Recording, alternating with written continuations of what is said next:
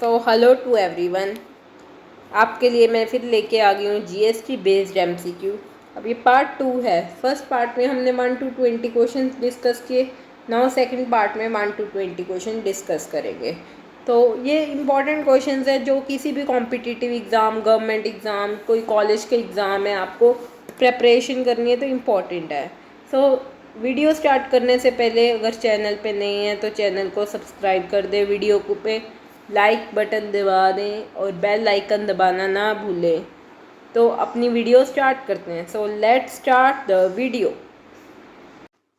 हम स्टार्ट करेंगे question number 1 से। लास्ट वीडियो में हमने 1 to 20 क्वेश्चन कवर किए थे, तो आज सेकंड पार्ट में हम क्वेश्चन नंबर 21 से कवर करेंगे। First question is IGST is payable when the supply is dash. A option interstate, B option intra UT, C option intrastate, D option all of the above. हमने last video में भी किया था ये ऐसे ही टाइप का क्वेश्चन। इंटरस्टेट सप्लाई में कब होती है? जब एक स्टेट से दूसरी स्टेट सप्लाई हो तब IGST चार्ज होता है। तो इसका हमारा ऑप्शन का होगा इंटरस्टेट। इंटरस्टेट मीन्स जब एक स्टेट से दूसरी स्टेट में हम गुड्स या सर्विसेज सप्लाई करते हैं। तो our correct option is option number A, option A, interstate. Now question 22, which of the following taxes have been subsumed in GST। कौन कौन से टैक्सेस को GST में ही इंक्लूड, सबसम यानी कि उसी में आ गए। अब ए ऑप्शन है central sales tax, B option है central excise duty, C option VAT, D option all of the above. Our correct option is option D, all of the above. Because जो GST है, GST में अब सारे taxes उसी में include हो गए, चाहे वो sales tax, central sales tax है, सेंट्रल एक्साइज ड्यूटी है, चाहे वैट है। ये जो इनडायरेक्ट टैक्सेस थे अब इसी GST में इंक्लूड होके बन गए हैं। अब 23rd क्वेश्चन है, GST is levied on the supply of all goods and services except dash. A option alcoholic liquor for human consumption, B option tobacco, C option health care services, D option all of the above. हमसे पूछा है कि GST किस पे लगा है और किसको छोड़ के सब पे लगा है। ए ऑप्शन है alcoholic liquor for human consumption, B है टोबैको, सी है हेल्थ केयर सर्विस, डी है ऑल ऑफ द अबव। हमें पता होना चाहिए जो alcoholic liquor for human consumption है उस पर GST अभी नहीं चार्ज हुआ, उस पर अभी भी जो हमारा ओल्ड टैक्स रिजाइन था जिसमें वैट एक्साइज ड्यूटी लगती थी वही चल रहा है। तो हमारा करेक्ट ऑप्शन है option A, alcoholic liquor for human consumption. Now next fourth question, the function of the functions of goods and service network include. जो गुड्स एंड सर्विस नेटवर्क है GSTN, जिसकी शॉर्ट फॉर्म के GSTN, उसके क्या क्या functions हैं। A option facilitating registration, forwarding the return to central and state authority, C computation and settlement of GST, D all of the above. जो GSTN है, first option facilitating registration, ये भी उसका काम है। B option forwarding the return to central and state authorities, ये भी उसका काम है। C option computation and settlement of GST, ये भी GSTN का वर्क है। सो हमारा करेक्ट ऑप्शन होगा D, all of above. Now 25th means fifth question, which of the following are the benefits of GST। First option creation of unified national market, boost to make in India initiative, reduction of compliance on tax payers, buoyancy to the government revenue, elimination of multiple taxes and double taxation। हमसे पूछा है कि कौन कौन से benefits हैं GST के। First है creation of unified national market, कि एक नेशनल मार्केट यूनिफाई हुए क्योंकि सेम टैक्स, जैसे अब सब स्टेट्स में सेम टैक्स लगता है, सेम रेट लगते हैं। आगे boost to make in India initiative, make in India initiative को बढ़ावा मिला, reduction of compliance burden on tax payer, कि टैक्स पेयर पे अब बर्डन कम हुआ है। ये तो नहीं हुआ, अब टैक्स देना तो है पर एक यूनिफाइड वे से देना, अलग अलग टैक्स नहीं देने।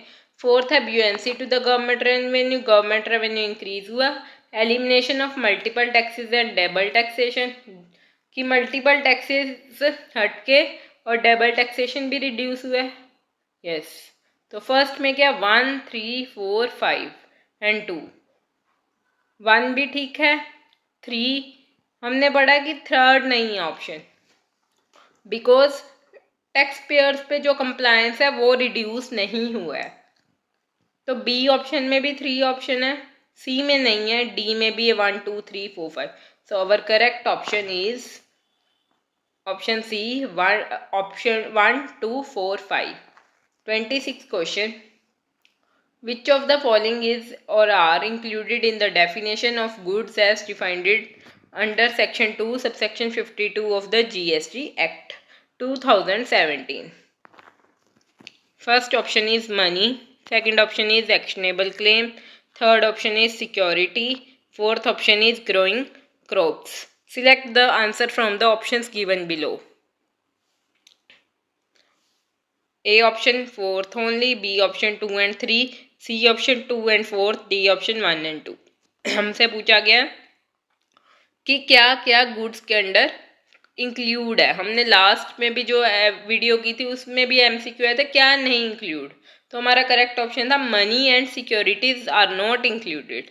तो अब actionable claim and growing crops क्या होगा, automatically included in the term of goods. So our correct option is 2 and 4 वाला।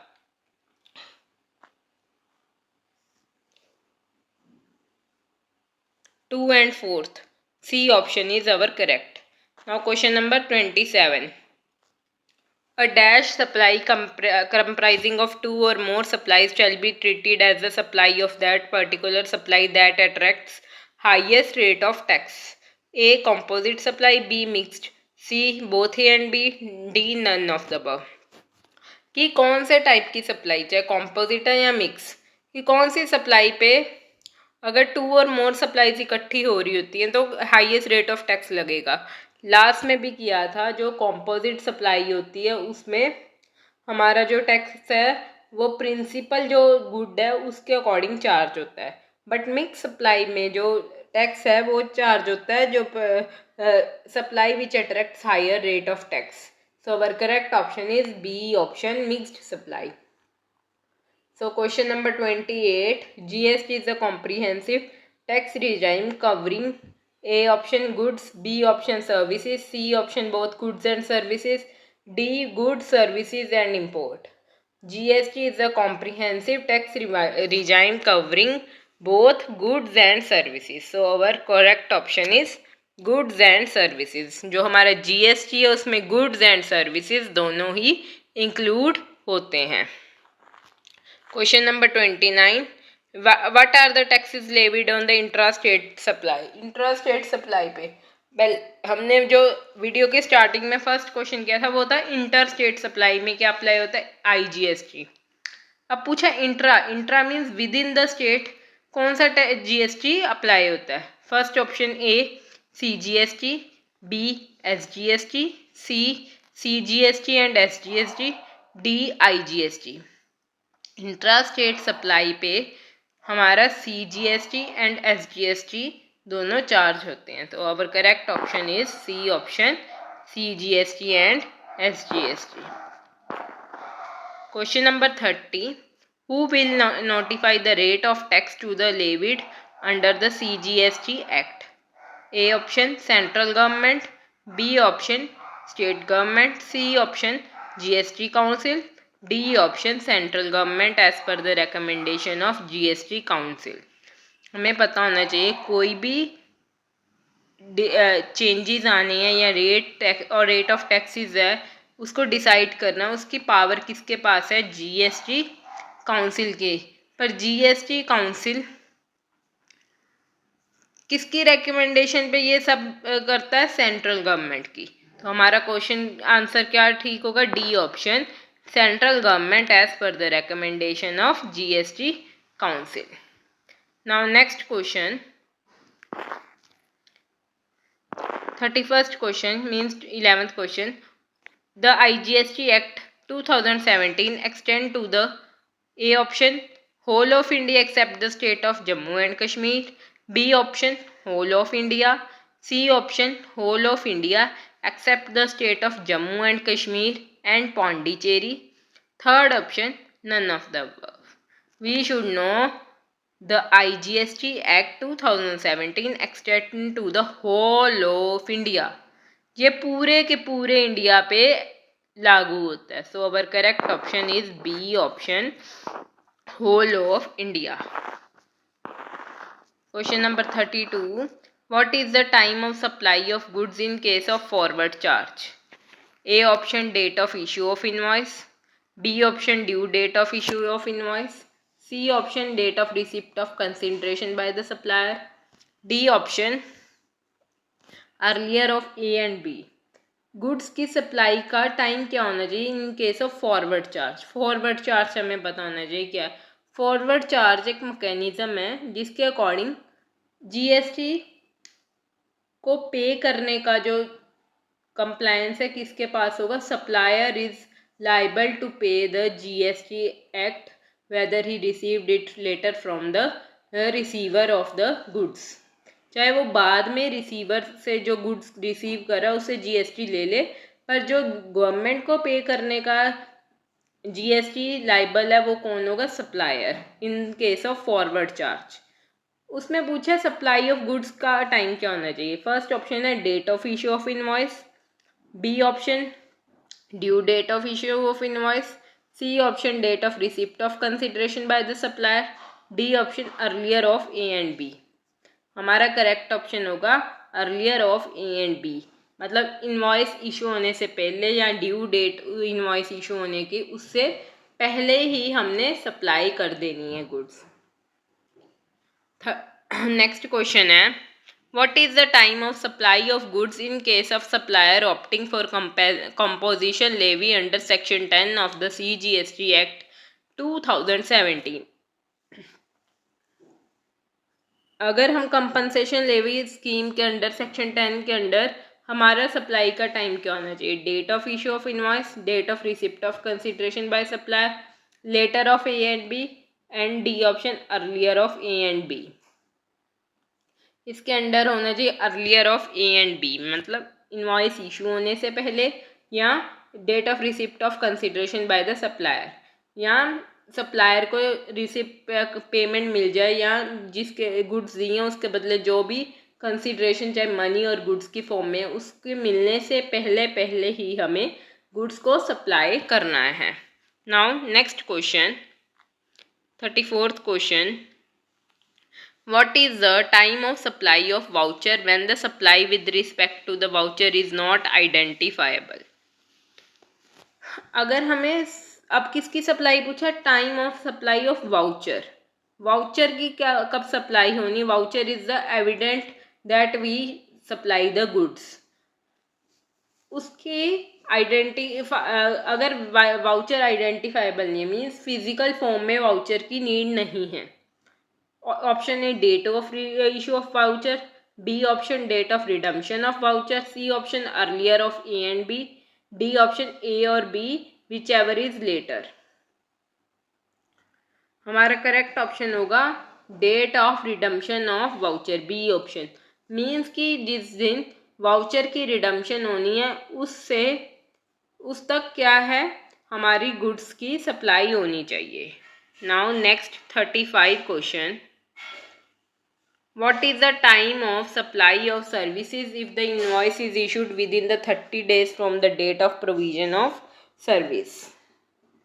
अब इसमें पहले हम सप्लाई ऑफ गुड्स की बात कर रहे थे. इस क्वेश्चन में क्या आ गया. What is the time of supply of service. Service को सप्लाई करने का टाइम क्या होना चाहिए.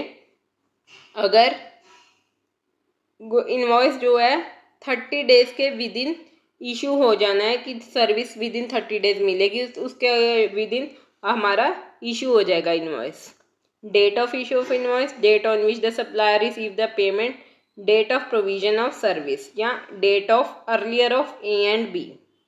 कि या जिस दिन इनवॉइस इशू हो रहा है या जिस दिन सप्लायर ने पेमेंट रिसीव कर ली, या डेट ऑफ प्रोविजन या जिस दिन सर्विस हमने दी. डी ऑप्शन है ए और बी दोनों से पहले, इनवॉइस इशू होने से पहले, पेमेंट को रिसीव करने से पहले हमें सर्विस देनी है। तो कौन सा ऑप्शन ठीक होगा? हमारा ऑप्शन ठीक होगा earlier of A and B, payment के रिसीव होने से पहले और या हमारा इनवॉइस इशू होने से पहले हमें अपनी सर्विस को सप्लाई करना ज़रूरी है, मीन सर्विस को प्रोवाइड करना है। Now next 36 question, what is the time of supply where the services are received from an associated enterprise located outside India। अब इसकी बात हो रही है supply of service, time of supply of service, उसी की बात हो रही है। अगर हमने सर्विसेज रिसीव्ड की हैं किसी कंपनी से जो आउटसाइड इंडिया एसोसिएटेड है, तब क्या होना चाहिए सर्विस को सप्लाई करने का time? Date of entry of services in the books of accounts of receipt of service, मतलब जब जो रिसीव कर रहा है सर्विस उसकी बुक्स में एंट्री हो कि सर्विस हमें मिली है, या डेट ऑफ पेमेंट पे।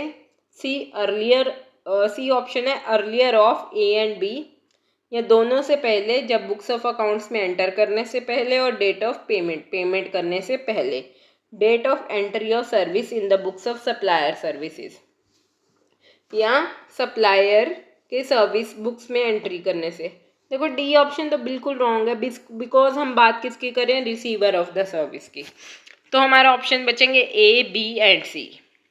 सो हमारा करेक्ट ऑप्शन होगा C option earlier of A and B, date of payment से भी early and date of receipt entry of the services in the books of accounts of recipient of service, means जो service receive कर रहा है उसकी books of accounts में entry होने से पहले एंड पेमेंट होने से पहले हमें वो सर्विस को रिसीव करना पड़ेगा।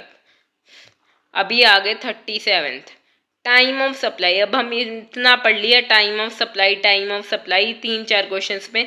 अब what do you mean by time of supply? Means the point in time when GST is actually paid by the supplier of goods and services. First क्या कहा? The point in time when the GST is actually paid by the supplier of goods and services, कि एक time है जब क्या है जो goods and services का सप्लायर है उसने जीएसटी को एक्चुअली पे किया।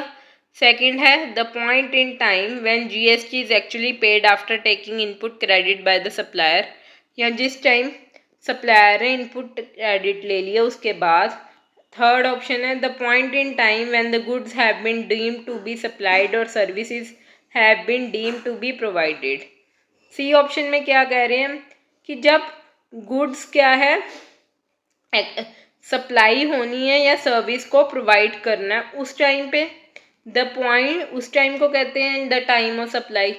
The point in time when the GST return is filed by the supplier of goods and service, या जिस टाइम जीएसटी की रिटर्न फाइल करने को करनी है उसको हम कहते हैं time of supply of service. तो हमारा आएगा टाइम ऑफ सप्लाई मीन्स क्या होता है कि जब हमने क्या है गुड्स या सर्विस को एक्चुअल में प्रोवाइड किया या सप्लाई किया, उस टाइम को हम क्या कहते हैं? Time of supply.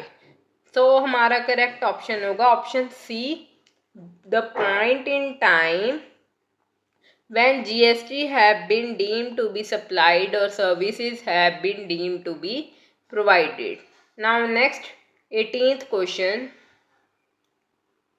what is the time of supply of service where the supplier is liable to pay tax under the forward charge and the invoice is not issued within the prescribed period under the section 31 subsection 2। इसमें क्या पूछा है? What is the time of supply of service where the supplier is liable to pay tax under the forward charge and the invoice is not issued within the prescribed period under section 31 and 2। कि अगर forward charge मैंने पहले बताया था, what is the forward charge when the supplier is liable to pay the taxes, कि and उस time पे क्या हुआ है कि अब time of supply of service क्या होगा अगर इन्वॉइस हमने जो within the prescribed limit थी कि इस टाइम में हमने इन्वॉइस इशू करना, हमने इशू नहीं किया, तो date of issue of invoice, date of completion of provision of service, date of receipt of payment, date of completion of provision of service और date of receipt of payment whichever is earlier।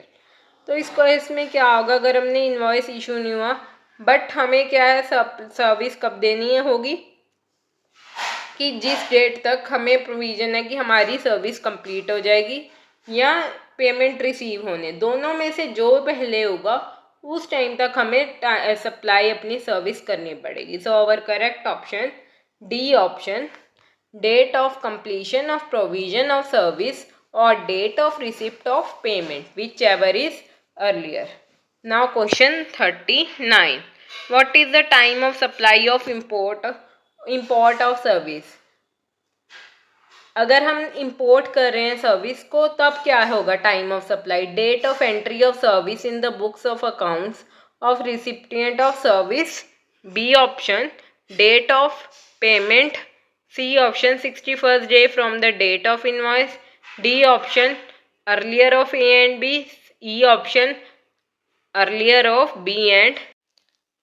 So our correct option is E, earlier of B and C। Means कि अगर in case of import of service है तो हमें payment या जब invoice है उसके 61st डेज उसके पहले पहले सप्लाई करनी जरूरी है service. Now last question, which of the following shall not be included in the value supply। First option GST, B interest, late fee, D commission. Value supply क्या होता है कि जिस पर्टिकुलर अमाउंट हमारा GST चार्ज होगा उसको क्या कहते हैं, हमारा वैल्यू ऑफ सप्लाई। उसमें क्या क्या नहीं आएगा, A option GST, B interest, C late fee, D commission.